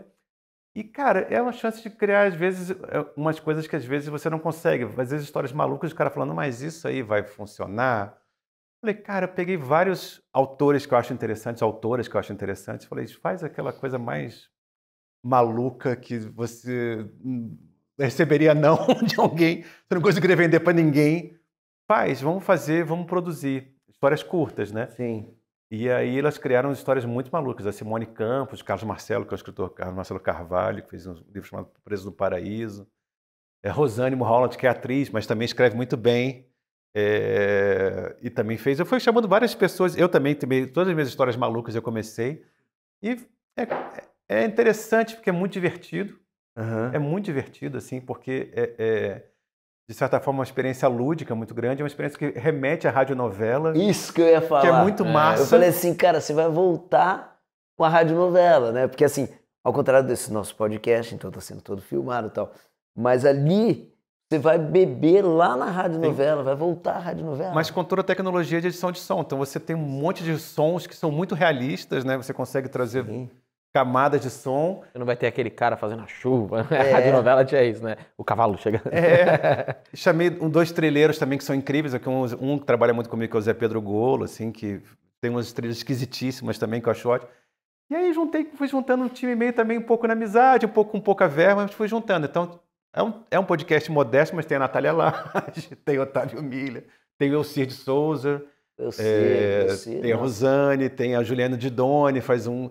Então fui chamando isso, são episódios curtos, são histórias fantásticas, de 4 ou 5 episódios, que eu vou estar lançando sempre segunda, quarta e sexta. Você vai lançar pelo YouTube, Spotify? A gente vai botar no Spotify e no Deezer.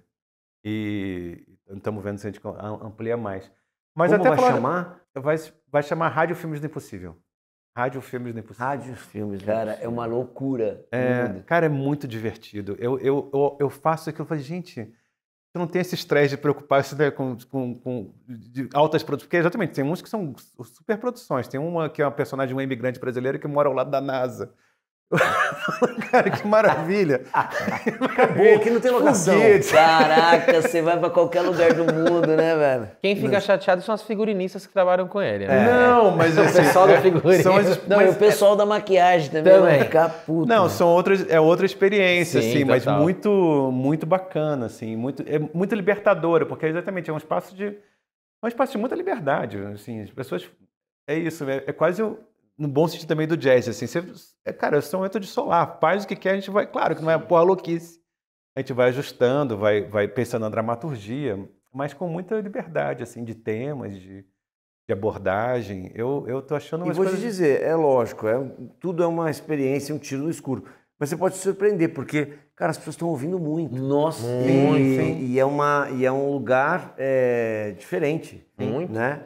Eu já gravei 2 podcasts com a Pamela, minha namorada, gravava era contigo. era uma adaptação do Dostoiévski e o outro um espetáculo que eu fiz em 2019. A gente ia fazer uma temporada nova na pandemia e, na verdade, na época que surgiu a pandemia, cara, pegamos a verba e transformamos num podcast, adaptamos tudo. Legal. Foi bem legal. Não, e é muito legal, porque no meu caso eu trago muito numa experiência de edição de som de cinema. Então eu trago todos esses efeitos de edição de som. Os editores de som me emprestaram todas as bibliotecas deles também. Então eu fui...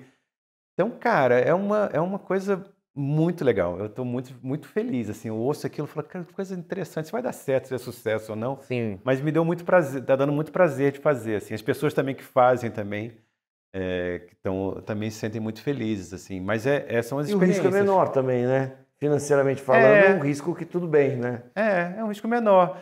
Mas também eu acho que também é interessante, porque uma das coisas que me motivou a fazer, quando eu vi que foi aquela série Homecoming, com a Julia Roberts, que está na Prime. Eu falei, cara, isso veio de um podcast. O cara fez um podcast de ficção, os caras viram e falaram, que dá uma boa história. vira também, eu fiquei até falei, isso é quase um monstruário também de possibilidades de histórias e tudo. Então, Roteiro e com roteiristas que eu acho interessantes, com pessoas que eu acho interessantes, tem ideias interessantes, que às vezes está no mercado, você tem que entregar, né? Você tem às vezes parâmetros assim muito rígidos, às vezes. A gente está falando às vezes tem parâmetros muito rígidos. E às vezes tem muita pressa também, né? Você tem um tempo para fazer, então às vezes você não tem um tempo de experimentar muita coisa. E às vezes você não quer arriscar também, porque você tem muitas estruturas que é melhor ir para o garantido. E aí a gente realmente foi para um outro lugar, assim, que eu estou muito realizado, assim. Mas eu estou tentando fazer várias coisas assim, porque eu acho que é isso, o audiovisual é isso, né? O audiovisual é um universo permanentemente em expansão. É verdade. E a gente tem que estar tentando se comunicar de várias plataformas. E assim. é legal que você está explorando nichos que você ainda não experimentou. Podcast. Como é que é essa parada dos games? Cara, eu tô com 2 ideias de game. Uma é totalmente lúdico, totalmente matemática, as bolinhas amarelas que você vai casando. E um outro que ainda não dá para falar muito, mas tentando pensar em histórias brasileiras, assim. Legal. Então a gente está aí com uma ideia que se passa na Amazônia. É interessante. Esse assim. é um mercado em constante expansão, né? Nossa. Cara, e é uma dramaturgia. Eu fico chocado com os games, assim. Eu falei, cara, tem uns games que tem umas histórias que você fala assim, pô. E é isso. Como é uma história que você vai. É em expansão também, né? Você vai criando. Eu fico vendo, às vezes fica 5 horas, 6 horas jogando aquilo, porque é um processo que realmente é muito dinâmico, né? A interação se dá de outra forma com a história. Então, só que escrever roteiro de game é uma loucura, porque parece que está fazendo uma equação matemática.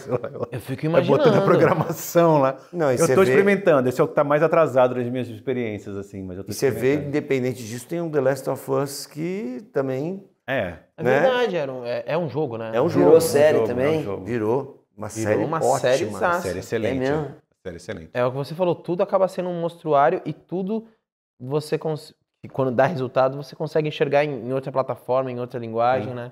Sim. Pô, Zé, mas É que... muito legal. Não, para mim é fundamental, assim, tá experimentando. Eu sou curioso também, sempre fui curioso, né? Muito inquieto também, mas eu acho que é muito importante a gente estar entendendo e dialogando. Essa coisa do filme em Stories, só para terminar essas experiências. Não, fala aí também. Legal. Cara, isso aí porque eu vi uma vez, quando tinha Snapchat, eu vi um filme de terror, que era essas filmagens encontradas, né? Que era um celular encontrado num filme de terror. Eu falei, cara, isso aqui é interessante, essa ideia foi boa. E aí um amigo meu falava assim, minha filha de 14 anos não só vê stories, não vê cinema, não vai ao cinema com os amigos.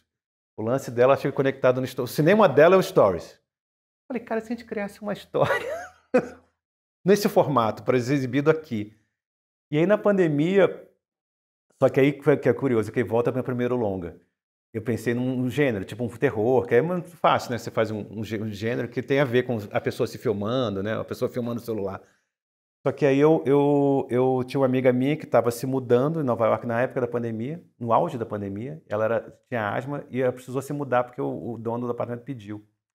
E ela estava em pânico de se mudar e tudo, enfim, o que acontecia com isso. Eu falei, de alguma forma também eu sugeri, cara, filma um pouco isso, até como você está também ser atriz, não está sem trabalho, está sem nada, vai filmando um pouco isso assim, e vamos criar um roteiro aqui junto, em formato de stories, vamos ver o que acontece. E aconteceram coisas incríveis, porque tudo, de repente ela foi filmando Nova York, é meio um documentário, ela criou um personagem e ia para a rua fazendo stories da personagem, mas filmando a procura da casa dela, a procura de emprego também, porque ela estava procurando qualquer tipo de emprego naquela época. E várias coisas foram acontecendo, né? Várias coisas históricas. O George Floyd aconteceu nessa época, então as ruas de Nova York ficaram tomadas, de repente estavam vazias, ficaram tomadas. Eu falei, cara, essa ideia é boa, eu vou expandir. Achei uma amiga minha que estava se mudando de Lisboa para Madrid, exato. E aí pedi para ela fazer a mesma coisa. Uma amiga minha que estava trabalhando, que é a Ana Chelsea, que estava não era amiga, foi uma indicação, que foi trabalhar numa fábrica da Honda, porque estava em Osaka, e foi trabalhar numa fábrica da Honda no interior. Falei, filma isso também. Aí eu fiz um filme em forma de histórias, de 5 histórias na pandemia, de pessoas se mudando, em vários cantos do país, muito louco. Filmei com celular, filmei no Japão, filmei na Austrália, Filmei na Europa, filmei no Brasil e filmei no Quer dizer, Nova uma York. superprodução, né? E celular. Tudo com celular e tudo com ator meio que fazendo um personagem na rua. Horas ele tava em selfie, horas ele mostrava a rua. Exato. E filmava e contava. E às vezes ele narrava o que estava acontecendo, às vezes ele estava filmando na rua acontecendo, enfim, fazia uns registros, que nem stories mesmo. Mas do cotidiano delas, são todas atrizes procurando apartamentos. Na mudança, porque foi uma coincidência, o que foi acontecendo, eu falei, coincidência, né? É sinal. Muito É bom, sinal. cara. E aí eu fiz o filme assim, então esse aí deve estar também exibindo esse ano também. Ah, eu ia também exibir, tá. eu ia exibir no Instagram, mas eu achei a experiência tão boa que eu vou exibir no cinema, no formato de celular, no formato de celular. Mas eu vou exibir no cinema também, que seja o que vai acontecer, não sei se vai dar certo ou não, mas com toda a linguagem. Mas de vai stories. ser no cinema e depois você vai jogar para a plataforma? né? Não, e vou deixar de uma forma também de que a pessoa monte também, que a pessoa possa baixar os vídeos. Se ela quiser mudar de ordem, os stories, ela muda também. Né? A pessoa pode fazer o que ela quiser com aquilo também. Vou criar um pouco essa experiência também para a pessoa também. Cara, então tem várias novidades chegando aí, né? Foi todas experiências que eu é isso, porque é isso que eu tenho desde a faculdade, assim. Cara, esse processo você tem que estar muito conectado. Você tem bastante inquietações criativas, né? Porque você tá falando de coisas muito distintas, né? Ah, cara, mas o barato é isso também, né? E você é Barato da muito, profissão é isso, muito né? corajoso, né? Assim, porque eu digo... Pode ser ignorante. Não, mas você tinha a possibilidade, veja bem, vamos pegar agora lá do seu passado, no começo né? Quando você começou a dirigir publicidade, penso eu, era uma época de grandes salários dos diretores publicitários. Sim. Então, mas pode ser que não, quero saber de você. Mas você fez uma escolha, falou, não, cara, eu vou pro cinema, ou você falou assim, não, eu vou ficar na publicidade até dar... Não, eu tenho uma história boa para contar, isso é um caso bom. Em 97 eu fiz um filme chamado Um Curta, que foi o primeiro curta que me fez acontecer um pouco como realizador. Comecei a ser visto. Chama 5 filmes estrangeiros o curta. Passou aqui em São Paulo, na mostra da Zita Carvalhosa, o Festival de Curta da Zita, que é o festival aqui no Fórum.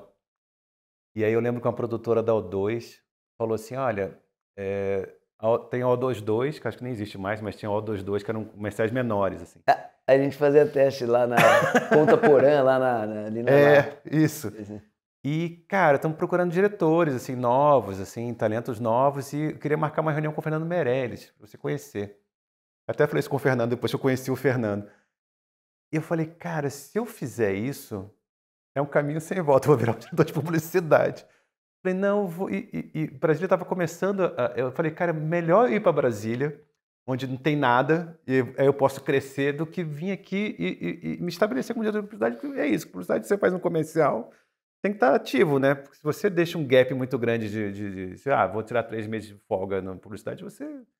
Não sei como é que é hoje, mas antigamente você era esquecido. Você era esquecido. Ela falou, não está podendo, aí você nunca mais te chama. E aí eu falei que eu não fui. Eu dei um cano no Fernando Meirelles. Um pouco com vergonha, mas também pensando um pouco nisso. Falei, cara, minha carreira é de cineasta, assim. Eu adoro publicidade. Se alguém quiser me chamar para fazer publicidade também, por favor. Fica à vontade. Eu acho interessante publicidade. Hoje eu acho mais interessante que eu achava. Porque na época que eu queria muito ser cineasta, era muito angustiante essa coisa. Eu era muito jovem também. Ter que negociar com muita gente. Isso para mim era muito, sabe, não poder ter minhas escolhas, não eram únicas, assim, eu não tinha a palavra final, digamos. Foi um aprendizado isso também quando eu fazia publicidade. Mas eu realmente fiz isso. Eu fui para Brasília, onde estava muito pouca produção, mas eu vi que era uma chance de crescer. Era uma chance de construir uma carreira, começar uma carreira lá, e começar uma carreira aqui fazendo publicidade, para depois, numa hora, ir para o cinema, assim. Então, eu acho que foi uma opção mesmo. Caramba, que legal. Continua se reinventando o tempo inteiro, né, meu? Mas é porque eu acho que a nossa arte é um pouco essa, né? Assim, ela está toda hora se reinventando, mudando de formato. Tem a reinvenção que é artística e, no paralelo, o mundo está numa aceleração louca. Então, você tem que ainda adequar o que você quer transformar e dar de recado novo com isso. Assim, agora é Reels, então eu vou fazer um negócio no Instagram. Eu vou, né? Sim. podcast vindo com força. Você está abraçando tudo, eu acho ótimo. Não, mas eu acho que a própria experiência que a gente está aqui também é uma coisa incrível, né? Por exemplo, a gente está muito tempo no mercado. 10 anos atrás, a gente jamais imaginou que era possível a gente se articular, produzir, exibir, né? E bater e bater um papo aqui e todo mundo, o Brasil inteiro vai ver e é muito legal. As coisas mudaram muito e a gente, o teu antenado para isso é importante, porque não sabemos. Se ele vai perguntar da televisão, da novela, a gente não faz a menor ideia. Talvez já tenha um outro negócio que daqui 5 anos... E falando do podcast, por exemplo, a gente pegando a referência, é rádio, né? E teve uma época que as pessoas falavam assim, não, o rádio vai acabar, o rádio vai acabar. O rádio nunca vai acabar. Não, é engraçado a evolução de tudo, né? O próprio game. Imagina que em 2004 você vai falar, pô, o José Eduardo Belmonte, diretor de cinema, vai dirigir um game. Em 2004 eu falava, ele vai fazer um jogo de Mario Kart, sabe? Porque a referência de game era aquela coisa, tem a missão, pega a bolinha, moedinha, né? Então tudo evolui de maneira que se expande, né? Eu acho que tem agora uma coisa que vai dar uma mudada, é a inteligência artificial. Nossa, definitivamente. Né? Para milhões de situações. Opa! Né? A gente vai enxugar roteiro aqui, ó. Já. Não, eu vou te dar um exemplo. Cara, nós temos um cliente, chat GPT, a gente aqui, nós temos um cliente do canal, na parte de sketches. Isso eu já fiquei, assim, eu falei para eles um pouco indignado. Eu que estava cuidando desse roteiro e eu estava conversando com o cara, porque ele queria que fosse um personagem que eu já faço no canal e tal. E a gente não estava chegando numa conclusão porque era muita informação técnica. Ele queria que tivesse humor, mas tinha muita informação jurídica. E eu falava, meu Deus, como é que eu vou fazer isso e tal? E o que você está me explicando é muito confuso, até para eu entender esse juridiquês todo. Ok, um dia ele é muito bacana, o cliente. E um dia ele falou, Marcelo, vou tentar uma coisa aqui. Eu peguei o teu personagem, botei as características num programa de inteligência artificial e joguei tudo que eu sei como advogado e estou te mandando o texto. Aí assim, claro que tinha zero humor, graças a Deus, porque eu falei, bom... Não foi o que eu li, eu falei, cara, tudo que a gente aponta pro Larran melhorar... Ele melhorou. Não, é mentira. Cara, ele melhorou muito. Porque o programa não tem a teimosia do ator, sabe? Do roteirista. Não tem ego. E o Larran ficou bravo, né? Porque ele mandou pra gente. Eu falei assim, nossa, Larran... Larran é obra-prima. Isso aqui, vamos fazer um filme disso. Para que esquece. Não tem o meu humor. Não tem o meu humor. Eu falei assim, mas por que não? Não fui eu que fiz, quem fez? Isso aqui é puro bullying. Cara, mas a sacanagem é que eu li aquilo, claro, o que me salvou, porque eu criei depois o roteiro, a gente fez uma reunião de briefing, eu criei o roteiro usando toda a parte técnica, porque ficou mais mastigada, me baseando numa inteligência artificial, porque assim, eu criei uma outra história, mas tudo que ele queria do juridiquês ficou mais palatável, e aí eu peguei tudo, fiz um copia e cola dessas coisas. Mas eu falei, gente, é um cliente me mandando um roteiro que ele tinha encomendado para mim via inteligência artificial. Quer dizer, a gente está indo para um lugar que eu já sei lá onde vai parar daqui coisa de 10 anos. Né? Eu tenho pensado muito nisso, assim, e pensar que a inteligência artificial está na infância, né? Na infância. Se ela estiver na adolescência vai ser uma loucura, porque na infância ela já faz isso. Mas eu tenho muito pensado sobre isso também, assim, porque também pensar para onde vai o público é uma grande... claro, a gente não tem que pensar só nisso, né? Mas tem que pensar um pouco nesses formatos e de como dialoga com eles, assim. Eu acho que tem duas coisas que eu tenho pensado muito sobre isso, mas eu tenho que desenvolver. É uma tese, por enquanto, que as pessoas estão muito conectadas na experiência, né? Não necessariamente mais no storyteller, né? As pessoas estão mais conectadas, às vezes, quando vai um filme, a experiência que vai me proporcionar, não tanto a trama. Mas isso é uma coisa que eu tenho percebido. Eu acho que isso é bom, porque a inteligência artificial não consegue proporcionar isso. Eu acho que isso é um caminho que a gente pode pensar, porque... a experiência é mais sensorial e trabalha com outras coisas. É muito cabeça que eu estou falando, mas...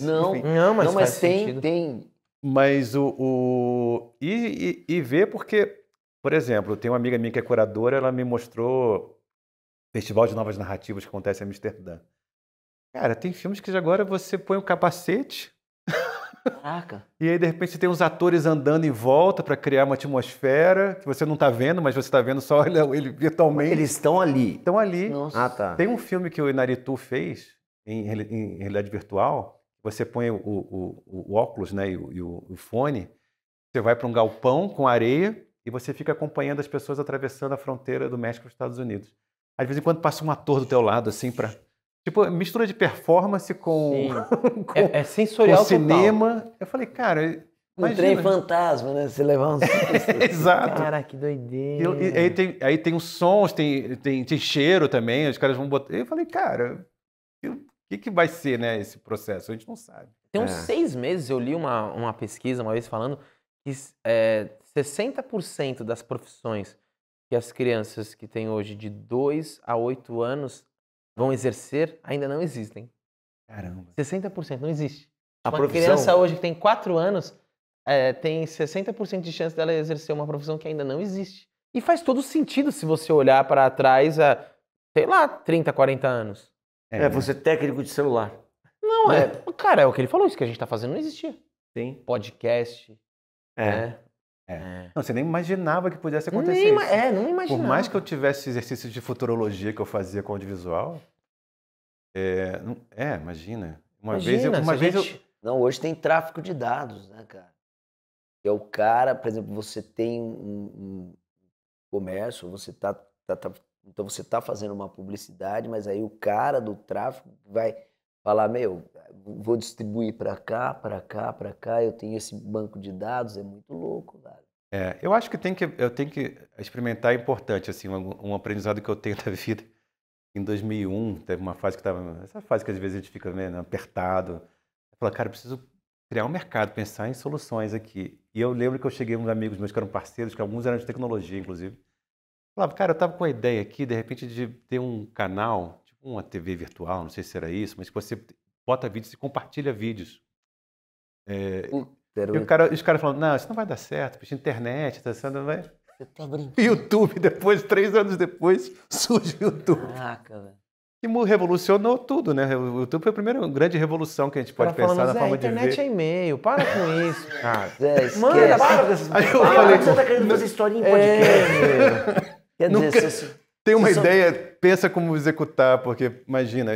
E realmente, quando o YouTube surgiu, mesmo com o YouTube já existindo, a gente não imaginou o quanto ele ia revolucionar, né? Quanto nossa, ele ia se você tivesse revolucionar, como ele ia patenteado revolucionar. isso, não sei se tem essa história, né? Meu, Mas a gente falou isso hoje com alguém você aqui. seria o concorrente do YouTube, você já imaginou? Poxa, minha vida, já tinha uma herança para o meu filho, para deixar. Pô, cara. Deixa eu te falar, a gente sempre costuma perguntar para os convidados se alguma rede, algum Instagram, algum lugar que você indica, seja de que área for, pode ser do cinema, como pode ser de Nossa, música. alimentação, viagem. Sim, é um Instagram que eu acho legal. Você sempre fala, pô, mais gente vai conhecer isso aqui. Alguma coisa que você acompanha. Perfil que você música, Pode ser um pode ser canal no qualquer coisa. YouTube. Eita.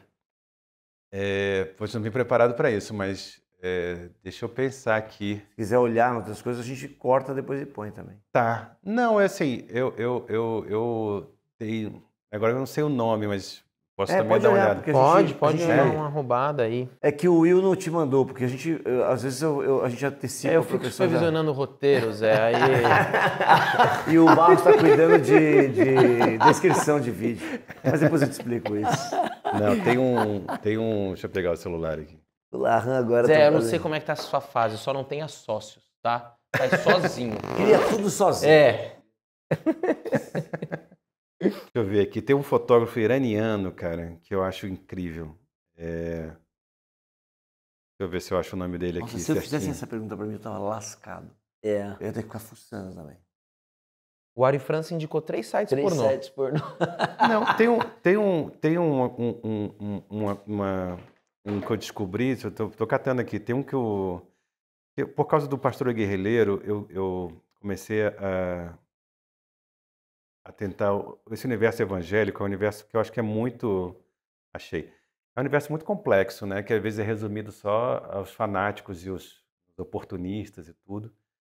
E achei muito interessante que desse uma olhada nesse universo mais complexo que é esse universo evangélico. Assim. Então tem aquele Juliano Spria, acho que é esse o nome dele. Vou ver também para dar certinho, mas que é um antropólogo que fez O Povo de Deus, o livro. É uma pesquisa dele, ele tem uma página no Instagram muito interessante, Observatório Evangélico.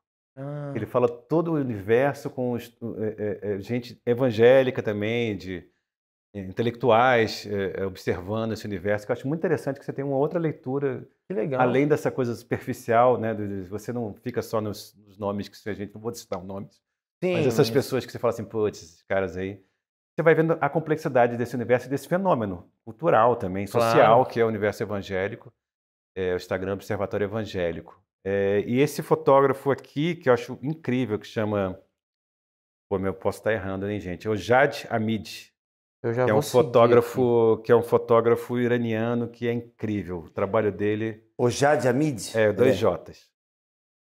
E H, né? O Jad com H no começo. Que legal. Ele é incrível. E tem uma pessoa que eu sempre acompanho, que eu acho incrível, que eu acho um artista, que eu estou fazendo um documentário sobre ela, então eu vou puxar a brasa para o meu lado, que é a Rita Weiner, que é uma pessoa que eu acho muito interessante, assim. Não é só artista plástica que trabalha com performance também. Tem feito algumas coisas de performance também, que eu acho muito interessante. Também. Legal. Gosto bastante. E tem algum projeto seu que você queira divulgar, que vai sair, que saiu agora, que está em alguma plataforma?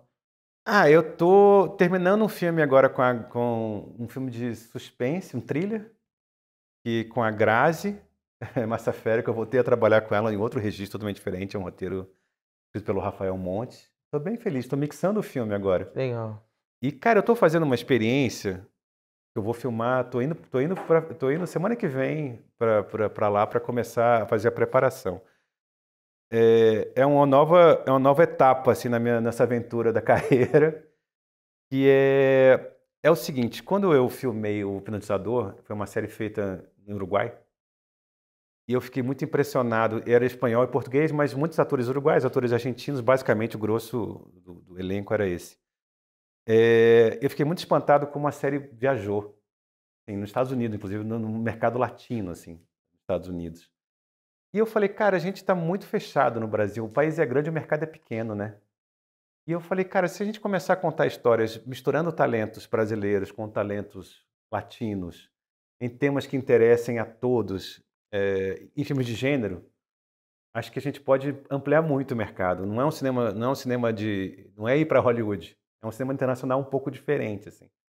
Então, eu estou com um roteiro de um roteiro chamado Pablo Stoll, com o Carlos Marcelo, que é um amigo meu. Pablo Stoll fez Whisky, um filme uruguaio, com o Daniel Handler, com os atores americanos. É um filme que se passa em Detroit. Eu estou indo rodar lá, mas é uma produção latina, mas sobre 2 imigrantes não documentados que veem um crime e não sabem o que fazem com essa informação, porque não podem ir para a polícia, porque não são legalizados. A palavra acho que não é correta, mas enfim, não estão nas normas americanas, né? E acho que é interessante, porque fala sobre imigração, é um thriller, são talentos de vários atores latinos, atores brasileiros também. Então, É uma coprodução de alguns países da América Latina? eu estou começando a fazer esse agora é a minha experiência. Se ele vai dar certo, eu não sei se eu vou conseguir fazer mais de um filme assim, mas essa expertise de filmar rápido e barato que eu ganhei, eu falei, cara, a gente pode tentar fazer isso fora. Fazer filmes condensados de gênero, com temas que interessam a muita gente. Identificação total. Né? Identificação e com talentos locais e para isso, porque aí o filme não fica só nesse esquema que às vezes a gente fica no Brasil, que às vezes eu adoro filmar no Brasil, acho incrível, mas às vezes é um pouco cruel, porque às vezes você faz um filme 3 semanas em cartaz, as mesmas pessoas criticam os filmes, as mesmas pessoas, aí fica muito previsível todo o processo, trajetória né? ali, E né? aí, cara, quando você expande, pelo menos o filme passa no Brasil 3 semanas, mas passa 2 semanas na Argentina, 2 semanas no Uruguai, 2 semamas no Chile. Aí eu estou tentando ter essa experiência agora eu tenho vários projetos. Assim, esse é o primeiro, é o projeto piloto. Que legal. Ele é até um pouco mais caro assim, do que os projetos que eu estava pensando, mas eu vou começar esse, assim. E vamos ver o que vai acontecer. Se vai dar certo essa experiência também, porque às vezes as pessoas também não olham e falam assim, mas esse filme é para que mercado? É para um mercado amplo mesmo, né? É para a tentativa de um mercado amplo, assim. Expandir um pouco as fronteiras, assim, não é ir para Hollywood. Meus colegas que foram para Hollywood, muitos voltaram na mesma velocidade que foram. Então, porque exatamente isso, porque é um mercado em que o produtor e o negócio impera muito. E às vezes você não consegue exercer um pouco seu ofício, você fica um pouco, Uhum. né, um pouco amarrado assim às circunstâncias. Mas é uma experiência internacional com outra lógica. Assim. Eu acho que não é nada novo. Se for pensar na história do cinema brasileiro, Alberto Cavalcanti, nos anos 50, fazia isso, filmava na Inglaterra, filmava na Iugoslávia, filmava no Brasil. Até o Rui Guerra, né, fez filme em Cuba, fez filme em Moçambique. Nesse um pouco, nessa lógica um pouco diferente, era uma outra época. Mas eu estou com essa experiência, vamos ver o que vai acontecer. E assim, por favor, vejam um podcast, por favor. Com certeza. Rádio Filmes do Impossível. Você tem rede social? Tenho rede social. Divulga aí pro pessoal acompanhar você lançando José, tudo isso. underline, né? Eduardo, underline, Belmonte. Arroba José, underline, Eduardo, underline, Belmonte é o Instagram. É o Instagram que eu mais uso. Sigam o José Eduardo Belmonte para acompanhar o trabalho dele aí, vai lançar diversos outros projetos. Não se esqueçam de inscrever-se aqui no nosso canal. E muito obrigado pela presença de todos vocês. Valeu. Obrigadão de verdade.